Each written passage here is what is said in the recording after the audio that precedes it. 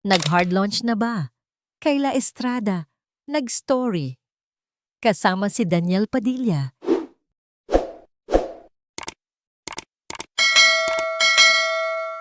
Hindi na mapigilan ang kilig ng netizens matapos ang bagong IG story na ibinahagi ni Kayla Estrada.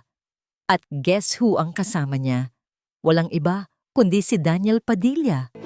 Matagal nang usap-usapan ang dalawa. Mula sa mga sightings, special events, hanggang sa mga subtle interactions nila online. Pero ngayon, parang ibang level na ito. Dahil sa unang pagkakataon, mismong si Kayla na ang nagbahagi ng sweet snap kasama si Daniel sa kanyang Instagram story. Marami tuloy ang nagtatanong, ito na ba ang tinatawag na hard launch? Sa naturang post, mapapansin ang relaxed at masayang vibe ng dalawa.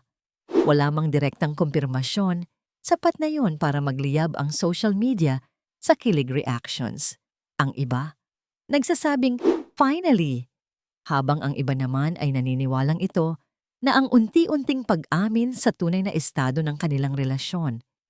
Kung matatandaan, ilang beses nang nailink sina Daniel at Kayla nitong mga nakaraang buwan. Nakita rin si Kayla sa ilang importanteng okasyon ni Daniel, kabilang ang birthday celebration nito kamakailan.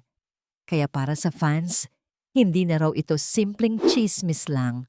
Mas lalong umugong ang balita nang maging supportive pa raw ang ilang malalapit kay Daniel. May mga ulat din noon na masaya ang pamilya nito para sa dalawa. Bagay na lalong nagpasaya sa supporters nila. Pero syempre, hanggang wala pang diretsahang kumpirmasyon mula mismo kina Daniel at Kayla, mananatili muna itong exciting mystery para sa fans.